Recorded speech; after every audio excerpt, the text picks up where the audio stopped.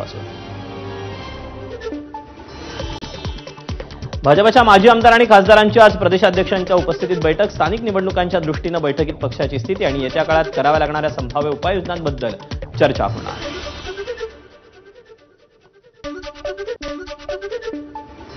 भाजपसोबतची युती ही भूतकाळातली मोठी चूक। महादेव जानकरांची भाजपवर सडकून टीका। भाजपचा पराभव करण्यासाठी मोर्चे बांधणी करणार, जानकरांचा इशारा।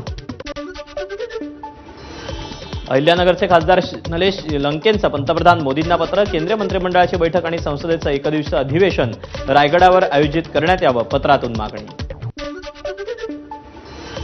दिल्लीत मंत्री उदय सामंत, राहुल शेवाळे, मिलिंद देवरा यांची निवडणूक आयोगाच्या अधिकाऱ्यांची चर्चा। मतदार यादीतून बांगलादेशी मतदार वगळण्याची केली मागणी। लाडक्या बहिणींना जुलै महिन्याचा हप्ता येत्या 2 ते 3 दिवसात मिळण्याची शक्यता। लाडकी बहीण योजनेसाठी 2,984 कोटी रुपयांचा निधी वर्ग। इंदापूर न्यायालयात एका प्रकरणासंदर्भात राजू शेट्टी आणि सदाभाऊ खोत समोरासमोर, मात्र नजरानजर करणं दोघांनीही टाळलं।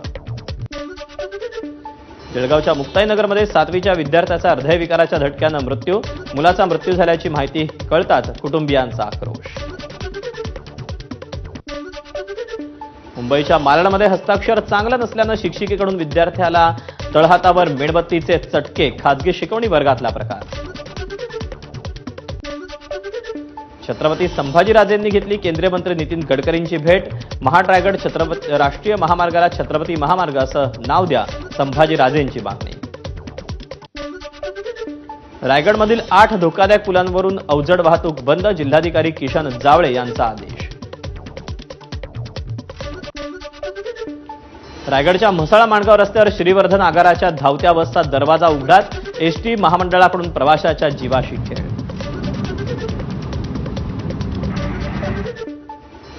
बीडमध्ये मद्यधुंद वाहन चालकाचा कर। हातात दारूची बाटली घेऊन चालवतानाचा व्हिडिओ व्हायरल।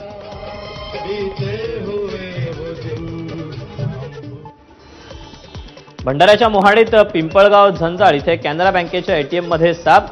बँकेच्या कर्मचाऱ्याला हा साप दिसला। सर्पमित्राकडून सापाची सुटका।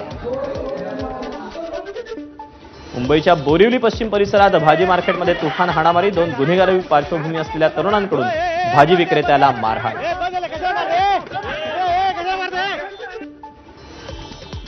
दिल्लीत पहिल्यांदाच हेलियम गॅसचा वापर करत आत्महत्या। 35 वर्षीय चार्टर्ड अकाउंटंटनं पेईंग गेस्ट हाऊसच्या खोलीत केली आत्महत्या। मृतदेहाजवळ सापडली सुसाईड नोट।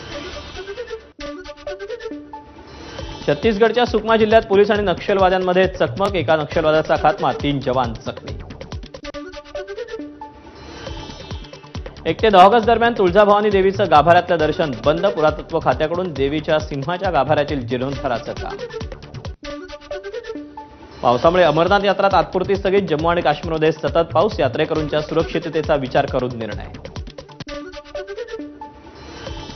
ऑस्ट्रेलियात 16 वर्षांखालील मुलांना युट्यूब वापरण्यास बंदी। सरकारचा मोठा निर्णय।